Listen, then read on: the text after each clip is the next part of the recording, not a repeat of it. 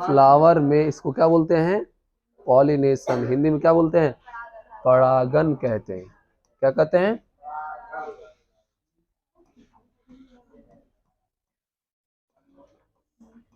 सब लोग ध्यान सुनेंगे, कोई बोलेगा नहीं, सिर्फ सुनेगा, ध्यान से सुनो। तो परागन मतलब होता है कि जब किसी फ्लावर के एंथर से, पराग कोश से पराग कण निकलकर फूल के स्टिग्मा तक या फूल के फीमेल पार्ट या स्टिग्मा तक पहुंचती है, वर्तिकाग्र तक पहुंचती है, तो उसी क्रिया को क्या कहते हैं? क्या कहते हैं? परागन। देख लीजिए, ये आपका अलग अलग फ्लावर है, एक ही जाति का है, ऐसा नहीं कि दूसरे जाति में पॉलिनेशन हो जाएगा। आम का पॉलन ग्रेन लेकर लीची के स्टिग्मा पर देंगे तो क्या होगा? हमेशा प्लांट्स या फूल एक ही जाति का होना चाहिए। समझ में आया? हाँ। तो जब एक ही जाति के दो फूल के बीच या एक फूल के बीच क्या होता है? पॉलन ग्रेन निकल कर उसके स्टिग्मा तक जाता है, यही क्रिया क्या कहलाता है? पॉलिनेशन या परागन। अब ये दो तरीके से हो सकते हैं, ठीक है? या तो पहला नंबर क्या होगा? सेल्फ पॉलिनेशन, हिंदी में कहते हैं स्वपरागन। सेल्फ पॉलिनेशन को हिंदी में क्या बोलते हैं? स्वपरागन। तो पर परागन की कितनी विधि? दो विधि। पहला विधि हो गया स्वपरागन, दूसरा हो गया पर परागन। तो सबसे पहला क्या है? स्वपरागन, सेल्फ पॉलिनेशन। हम लोग देखते हैं पहले सेल्फ पॉलिनेशन। ठीक से बैठो। अब देखिए, ये एक ही फूल है, तो सेल्फ पॉलिनेशन की सबसे पहला कंडीशन है कि फ्लावर बाइसेक्सुअल होना चाहिए। कैसा होना चाहिए? कभी भी यूनिसेक्सुअल यानी कि एक लिंगी पौधों में स्वपरागन हो ही नहीं सकता। एक लिंगी पौधों में क्या नहीं होगा? स्वपरागन कभी भी संभव नहीं है। जब भी होगा स्वपरागन तो द्विलिंगी पुष्प में होगा, जिसमें उसका स्टिग्मा भी है और उसका एंथर भी है। तो बताइए, क्या ये कौन सा पुष्प है? एक लिंगी या द्विलिंगी? द्विलिंगी पुष्प है, क्योंकि इसमें आपका ये फीमेल पार्ट स्टिग्मा भी है और मेल पार्ट ये क्या है? एंथर भी है। देखो कितने सारे एंथर्स, ठीक है? तो कई सारे एंथर हैं लेकिन स्टिग्मा एक ही है, ठीक है? तो जिस फ्लावर में एंथर और स्टिग्मा दोनों होता है उसे हम लोग द्विलिंगी पुष्प कहते हैं। क्या कहते हैं? द्विलिंगी पुष्प कहते हैं। तो सेल्फ पॉलिनेशन के लिए पहला कंडीशन क्या? फ्लावर का बाइसेक्सुअल होना जरूरी है, फ्लावर का द्विलिंगी होना जरूरी है। तुम ये काहे लगाती है? इसी कारण तुमको नींद आता है। कान का टोपी खोलो। जानबूझ के नींद को बुलाती है निमंत्रण देके। ठीक से बैठो, हाथ से बेंच से हाथ रखो, हटाओ बेंच से हाथ। इतना मेहनत से बिना अना अन्न पानी का बोल रहे हैं, सोई हुई है। चलो समझो आप। तो जो परागन का पहली विधि है वो क्या है? सेल्फ पॉलिनेशन, मतलब स्वपरागन। तो स्वपरागन क्या होता है? स्वपरागन के लिए पहला कंडीशन होना है कि फूल कैसा होना चाहिए? द्विलिंगी होना चाहिए, तब जाके क्या होगा? स्वपरागन। और पुष्प को चारों तरफ से बंद करके रखना जरूरी है। पुष्प कैसा होना चाहिए? बंद होना चाहिए, नहीं तो आएगा कोई दूसरा पॉलन ग्रेन जोड़ देगा, बस हो गया पर परागन ना। तब तुम खोजते रहो ना किसको?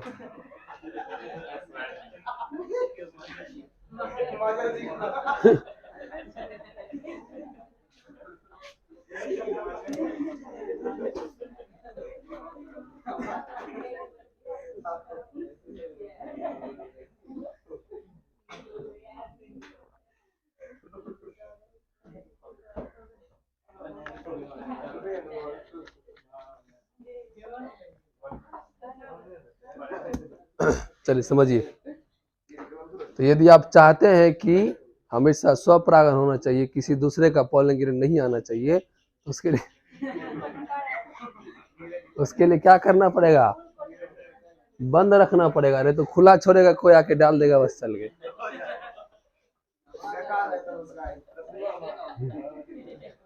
चलो समझो।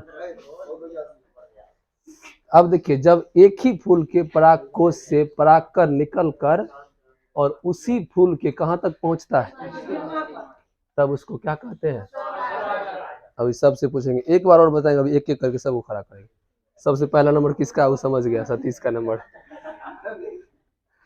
जब एक ही फूल के परागकोश से परागकण निकल कर उसी फूल के स्टिग्मा तक पहुंचती है, किस तक, तो उसे स्वपरागन कहते हैं। चलो बताओ अलका, स्वपरागन किसे कहते हैं।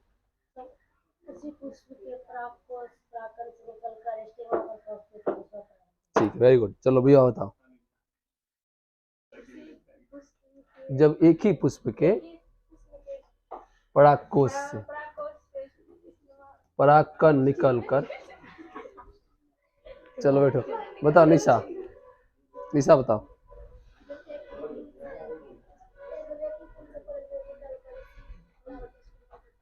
वेरी गुड, बहुत अच्छा, सबको याद हो गया। चलिए ठीक है, सबको याद हो गया। तो स्वपरागन समझा। चलिए अब आते हैं इसका दूसरा विधि, जिसको क्या कहते हैं,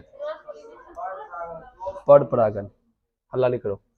दूसरा मेथड हो गया आपका पर परागन।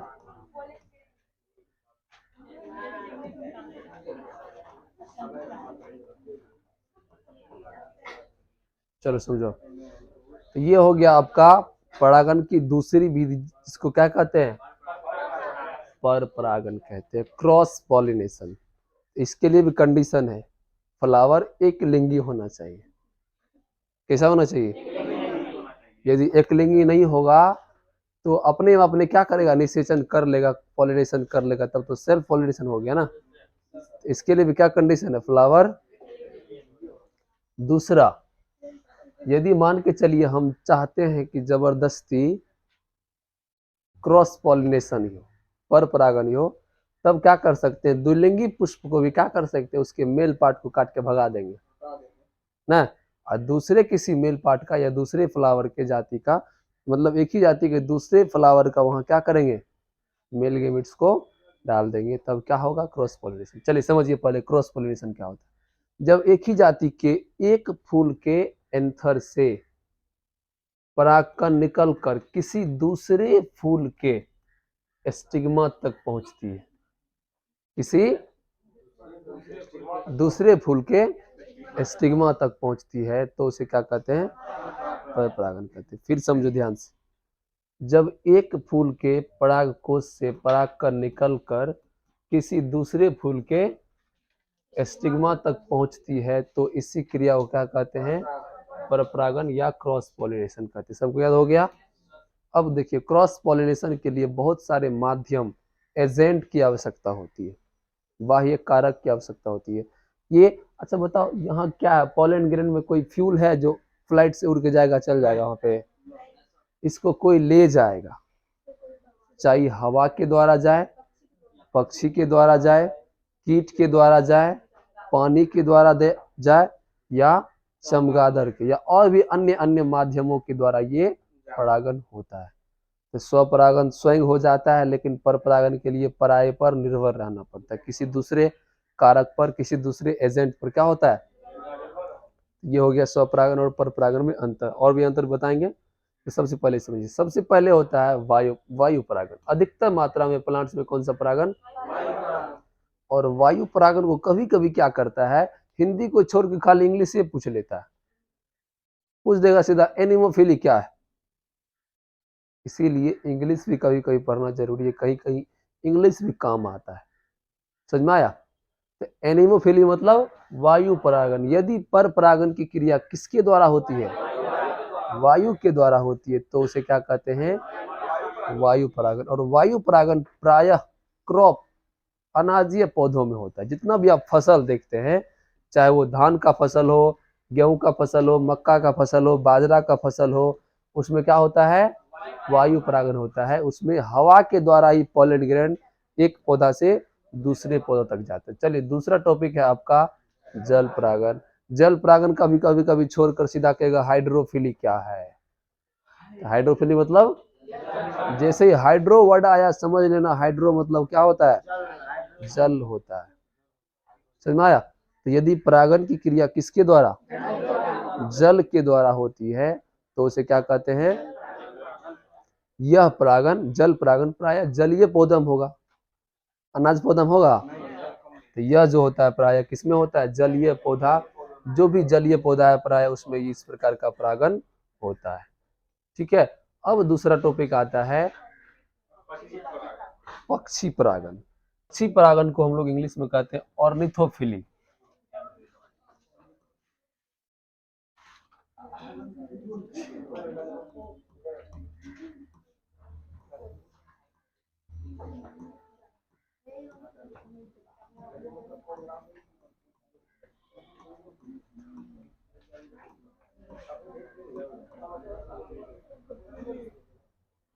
इस प्रकार से कभी कभी हिंदी का ही हिंदी पूछ लेता है ऑर्निथोफिली क्या है।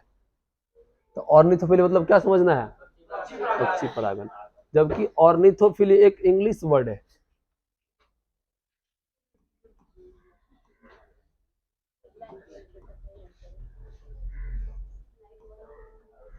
ऑर्निथो क्या एक प्रकार का, ऑर्निथोफिली क्या एक प्रकार का इंग्लिश वर्ड है। लेकिन कभी कभी क्वेश्चन सेट करने वाला इंग्लिश मीडियम से आ जाता है, वो कबार पिटते पिटते रह जाता है, लेकिन उसको इंग्लिश हिंदी याद नहीं आता है। तो हिंदी का इंग्लिश का ही क्या करता है, डू इनटू इंग्लिश देख के लिख देता है कि ऑर्निथोफिली क्या है। ये भी एक प्रकार का समस्या है, उसका भी समाधान आज हो गया। ठीक है।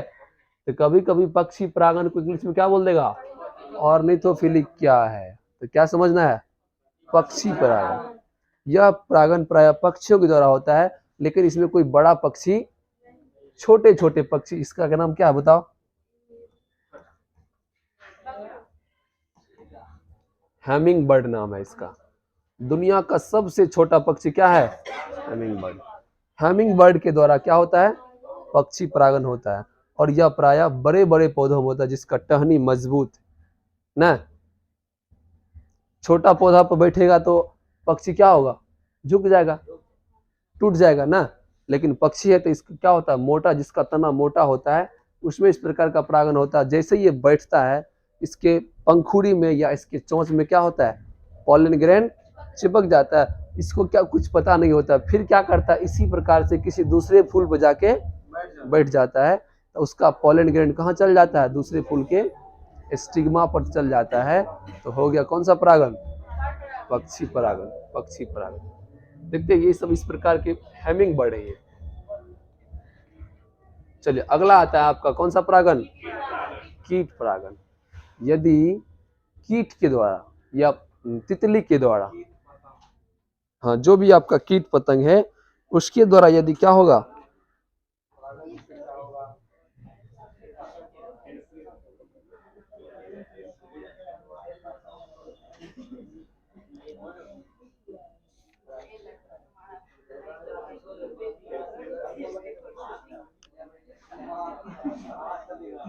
एंटिमोफिली।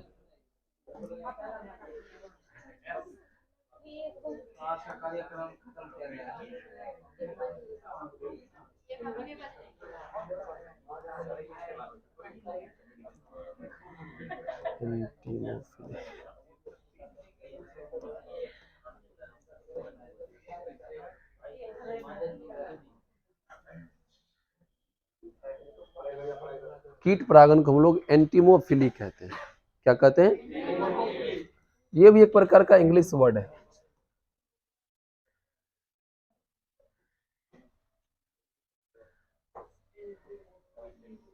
ठीक है। एंटिमोफिली क्या एक प्रकार का इंग्लिश वर्ड जिसका हिंदी क्या होता है, कीट परागन। यदि पौधों में कीट के द्वारा परागन की क्रिया होती है, ठीक है, तो उसे क्या कहते हैं हम लोग, कीट परागन कहते हैं। जैसे कीट परागन प्रायः फूलों में होता है, सुगंधित फूलों में होता है। आखिर उसमें सुगंध क्यों होता है,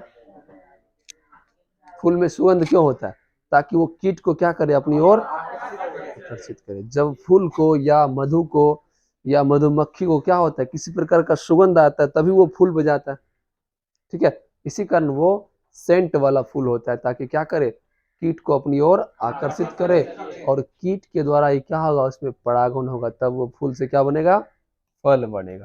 तो कीट परागन जो होता है वो प्रायः क्या होता है, सुगंधित फूलों में होता है। अगला है आपका चमगादड़ परागन।